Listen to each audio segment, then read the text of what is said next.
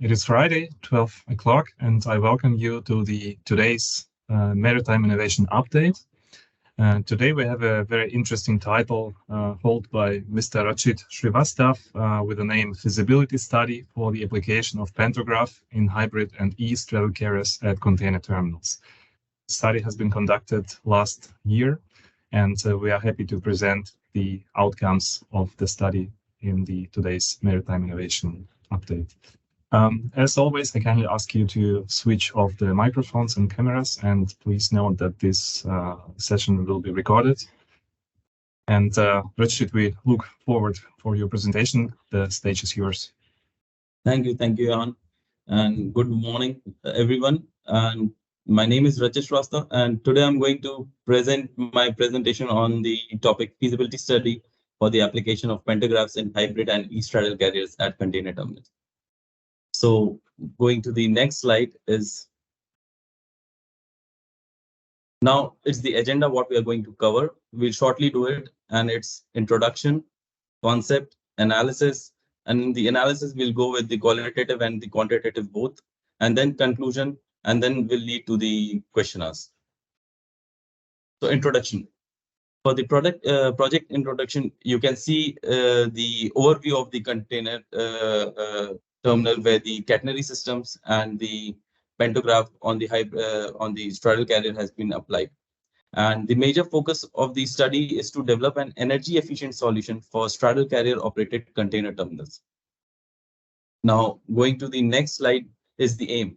The aim of the study is basically to assess the operational aspects of the pantograph equipped straddle carrier when it's working within the container block where the catenary system is applied.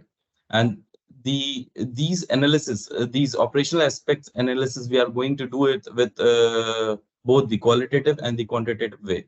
And in the case of quantitative analysis, we need a hypothetical container terminal design that we'll see in the later slides. But the major focus of the analysis will exist with the potential cost savings, which will focus especially on the fuel cost savings, and then the emission reductions and energy conservations. Now coming to the next slide is the concept. The project concept, or you can say as the state of the art, what has been used by the project within the project is basically the conventional methodology of energy extraction and delivery back to the terminal grid with the help of catenary systems, while when the straddle carrier is working within the container block area. And in this case, the energy will be driven from the terminal grids and will be given to the driving and hoist motors of the pantograph of the straddle carrier with the help of a pantograph device. The working principle for the project work is that as soon as the straddle carrier enters within the safe limit of the container block area where the catenary system is involved or is situated, the energy transition will take place because the pantograph attached on the straddle carrier is an active pantograph. In that case, the energy transition will take place from the on-board source, that is hybrid, that is diesel engine or maybe battery to the terminal grid. And similarly, the process will take place when the straddle carrier is coming out of the container block. The energy transition will take place back from the terminal grid to the onboard source energy. Now, coming to the next slide is the analysis. As I've stated that we are doing the qualitative and quantitative analysis. So under qualitative analysis, we are doing the SWOT analysis, where we'll try to find the strength, weakness, opportunities, and threats associated with the business project. So in the strength, we'll basically focus in the factors such as zero fuel emission. Why I'm saying only fuel emission? Because we are not considering other emissions, which are the debris from the tires and other things, but we are considering only the fuel emissions.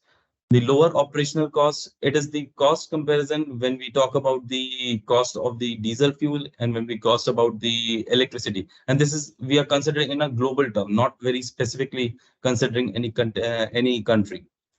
The lower noise levels and vibrations, since as soon as the straddle carrier is within the container block area, within the catenary system, the engines will be switched off. Onboard source energy will be switched off. And in that case, there will be lower noise levels and vibrations. Then there's a very good point, that is fulfill the peak demands. That is the case, as we know that the straddle carriers have the technology to give the regenerative energy back to, take the regenerative energy through braking or through lowering of container and charge the onboard batteries. But in case when the batteries are already charged by the catenary system, and in that case, these regenerative energy can be delivered back to the terminal grid. And in that case, we can fulfill some of the peak demands of the container terminal. Now, coming to the weaknesses, there is a factor that is majorly affecting is the unclear cost estimation, because since the project doesn't exist in reality, so for my project work, I have choose the cost estimations from the e-highway project, which is the latest development in such technology.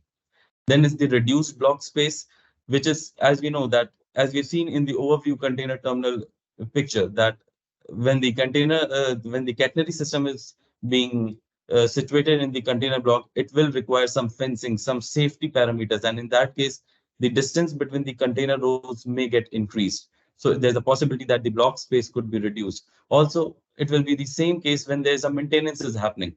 And in that case, when suppose any one of the segment of the catenary system gets broke down or is maintained, then in that case, all the rows within the catenary system in that segment will be not possible to be accessed. Now, coming to the opportunities, there's a possibility that the driver acceptance could be higher because the engines will be switched off. There will be no vibration, no noise. So there's a situation when the driver will feel comfortable to operate on such a straddle carrier. Reduce risk of environmental fines. These are for those container terminals who are not actually looking with a future prospect, where they have to employ some emission saving methods. But with such a technology, the emissions will ultimately get reduced.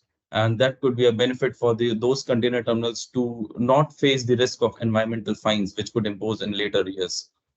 Then there's a prospect for the sale prospect for the energy companies, because the terminal grid electricity demand may get increased. And in that case, there's a prospect for the energy selling companies.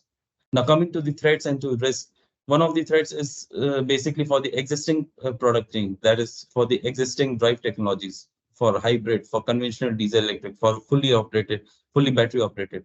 There could be a risk for those equipments. Then there's a major risk on the health issues of the straddle carrier driver. If he's facing a problem of cardiological problem, where he has a pacemaker in his heart, then working below the high electric current could result into magnetic fields, and that could be a very dangerous situation for the straddle carrier driver. The other risk is the application of such a system in the dangerous goods cargo block, where the leak of current may result into fires or, in worst case, death of a straddle carrier operator or maybe some other terminal employee. This now will lead to the quantitative analysis, and here we are focusing over the economic analysis. So, probably I'll say that in the economic analysis, we'll try to calculate the fuel consumption, fuel cost savings that can be obtained for majorly two types of straddle carrier, that is the diesel electric, conventional diesel electric, and hybrid electric. And in both the cases, we'll consider the drive technologies and apply the project concept on both the straddle carriers. And for that, we have taken some assumptions that it has been assumed that the operational hours are around 4,000 hours per year. Average fuel consumption for conventional diesel electric is around 22 liters per hour, and for hybrid is 14 liters per hour. And correspondingly, power consumption is around 67.5 kilowatt hour and 35 kilowatt hour for hybrid electric. Over the analysis, it has been found that the fuel cost savings over 1 year time span for single straddle carrier for conventional diesel electric was around 0.7 million euros.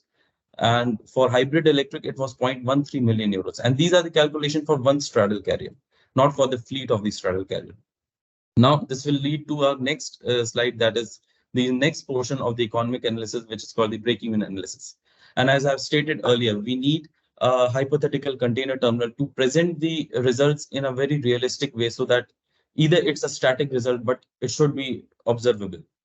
So for this case, I have considered an annual throughput of around 0.8 million TEUs. And for that, I've designed a container terminal for 400 meter depth, 377 meter width, with with a container block area with the yard area of around 75% of the total container terminal area. And for this 0.8 million TUs, I've calculated around 34 straddle carriers working, including both for the maintenance factor and for the breakdown factor. And we have considered as an average lifespan of a straddle carrier around 10 years. So with the events of calculation over the quantitative analysis, it was found that the break-even time period for diesel electric straddle carrier, when the pantograph has been applied, it was around 4 years of operation.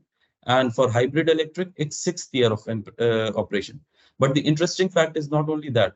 The interesting fact is that as per the literature, the lifespan of a catenary system is not just 10 years, it's around 15 to 20 years.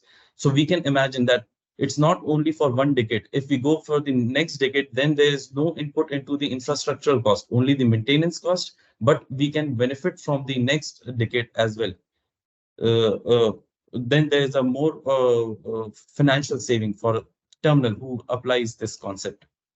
Similarly, we'll go to the shortly jump to the life cycle analysis. And here I would like to say again that the life cycle analysis majorly focuses on the emission and energy savings. And in this case, we have considered the same container terminal. And now in the infrastructure stage, where around 9 kilometers of length of the catenary wiring system should be laid in the container block area, it was found that in the infrastructure stage, the emissions were released more and energy consumptions were high because there are now the catenary wires, their poles, their fencings and everything. And now, but when we look into the period of 10 years, when the straddle carriers, 34 straddle carriers working, we see that there's a higher number of emission savings and energy savings over the 10-year span. And it's clearly understood that these numbers are so much high that it can overcome the initial investment, the drop down of the emissions and the energy consumption, which has been resulted higher in the infrastructural stage. Now, this will lead to our last slide, that is the conclusion. So, yeah, the results from both the qualitative and the quantitative, it says that the realization of the project could be achieved in the near future. But there are other factors as well. If we talk about emissions, for my study, I have considered the German energy mix. But if I consider some other energy mix, maybe Sweden, where more green energy is used, then in that case, higher emission savings can be achieved. Even in the case when the terminal uses its own energy manufacturing technology, maybe windmills or something, then in that case, higher emissions can be achieved.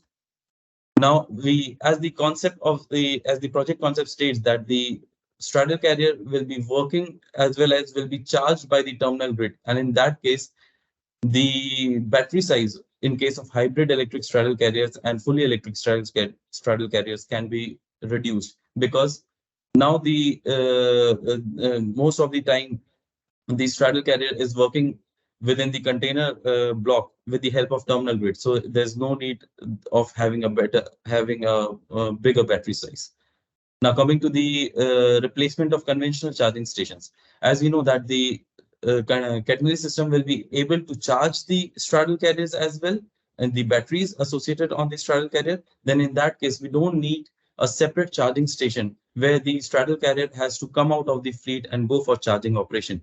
And in that case, the availability of the machine could also be higher, such that the straddle carrier doesn't need to get out of this fleet and could perform more.